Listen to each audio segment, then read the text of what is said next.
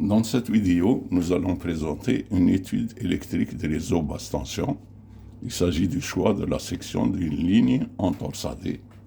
À séance numéro 1, partie cours. On va donner le principe de calcul. Nous avons quatre grandeurs qui interagissent entre elles. 3 d'entre elles sont connues et la 4e est à déterminer en fonction des 3 autres. Donc 2 cas peuvent se présenter. Le cas où le réseau est existant, dans ce cas-là, la puissance elle est connue, la longueur elle est connue, la section elle est connue, et on détermine la chute de tension. La chute de tension calculée doit être inférieure à la chute de tension admissible. Deuxième cas, réseau projeté. Dans ce cas-là, nous avons la puissance qui est connue, la longueur elle est connue, par contre la section elle est inconnue. Donc on va prendre comme chute de tension la valeur admissible et on détermine la section. Voilà. Hypothèse d'étude. Donc en matière de chute de tension admissible, les hypothèses d'étude sont delta U sur U admissible égale plus ou moins 10% pour les zones rurales et les zones industrielles. La chute de tension admissible, elle est égale à plus ou moins 5% pour les zones urbaines. On va définir l'intensité admissible, qu'on peut appeler aussi intensité de limite thermique. Donc l'intensité admissible, c'est l'intensité à partir de laquelle le câble commence à chauffer.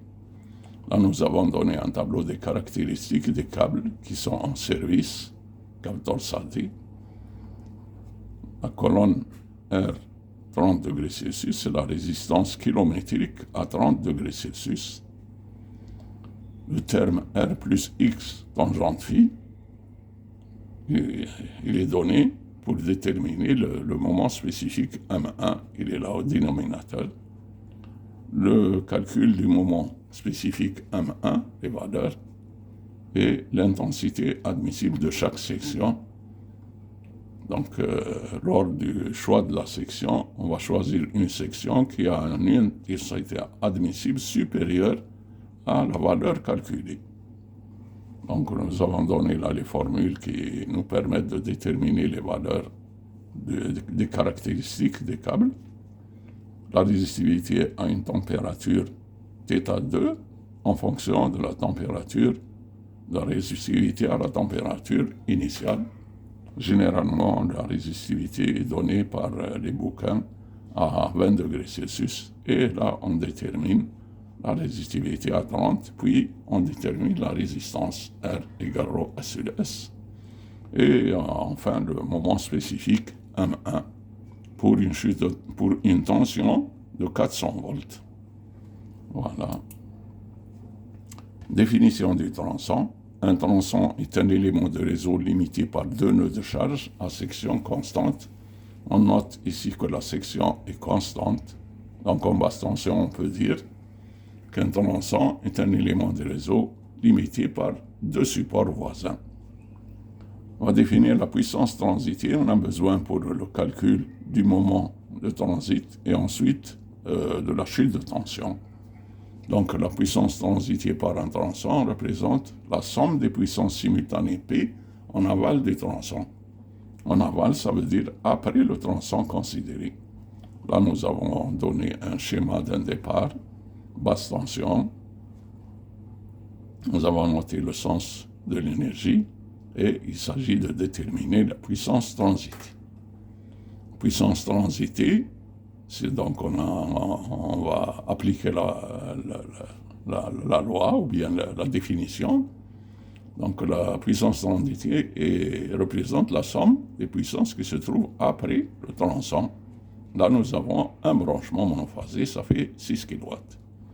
Au tronçon 2, 3, la puissance transitée représente la somme des puissances qui se trouvent après le tronçon. Là, nous avons 2 branchements monophasés, ça fait 2 fois 6, ça fait 12 kW qui transitent entre le support 2 et 3.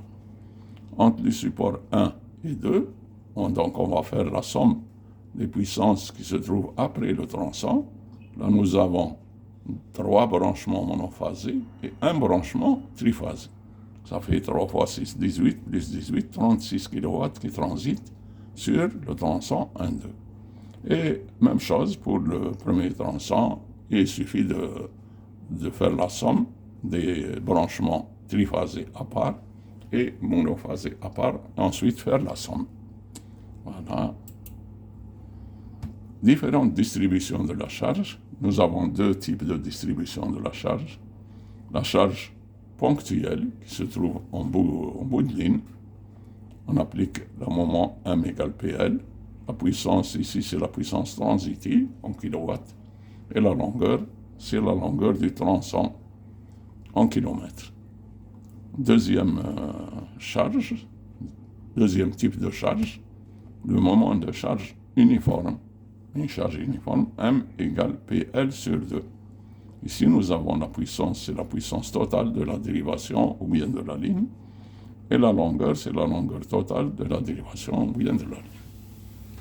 Donc là, cette formule s'applique avec 3 conditions. Premièrement, la section de la ligne, elle doit être constante. Et le nombre de branchements sur chaque support doit être constant sur chaque support. Et donc les longueurs des portées sont les mêmes. Voilà les 3 conditions pour lesquelles on peut appliquer la formule de la charge uniforme. Voilà, chute de tension relative, delta U sur U égale M sur M1. Cette relation découle de la loi d'Ohm, delta U sur U égale ZI, Z étant l'impédance et I l'intensité. Donc ici, M, c'est le moment de charge, M égale PL. P, c'est la puissance transitive, L, c'est la longueur. M1 représente le moment spécifique, c'est le moment qui donne une chute de tension de 1%. Donc chaque section a son moment spécifique constant, donné par des tableaux de caractéristiques des câbles. Voilà. Puissance spécifique ou puissance unitaire, c'est-à-dire pour un seul abonné, qu'il soit triphasé ou monophasé. Donc pour le monophasé, nous avons 6 kW par abonné, et pour le triphasé, 18 kW par abonné. Ces valeurs-là sont données à titre indicatif. Donc, ils peuvent changer d'une exploitation à une autre.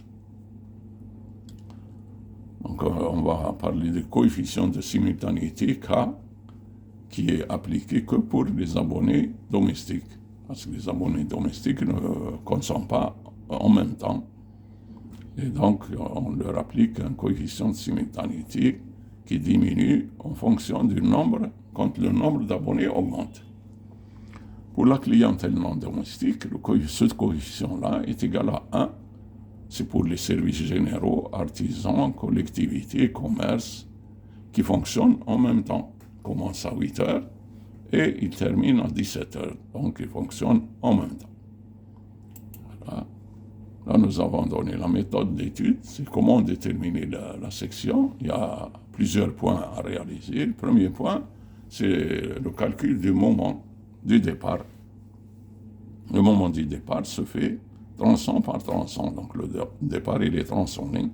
On commence par le bout de ligne et on va vers le poste.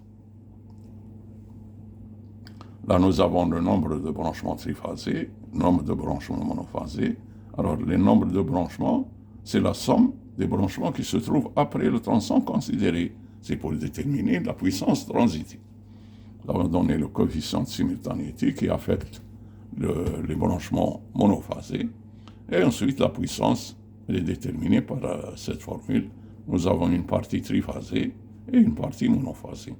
18, c'est la puissance unitaire. Et N, c'est le nombre de branchements triphasés. 6, c'est la puissance unitaire d'un branchement monophasé. K, c'est le coefficient de simultanéité. Et N, c'est le nombre de branchements monophasés. Voilà.